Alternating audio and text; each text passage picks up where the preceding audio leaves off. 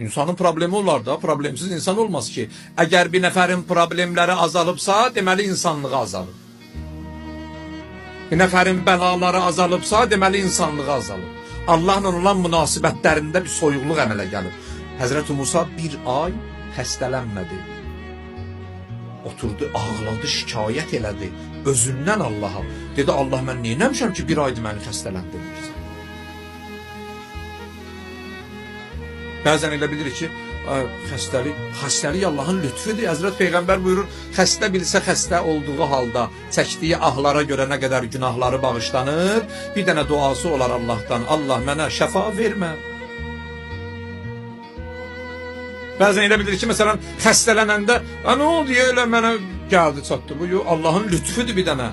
Kimsə xəstələnmirsə, Allah'a şikayət eləsin ki, Allah nə oldu ki, məni yaddan çıxartdın?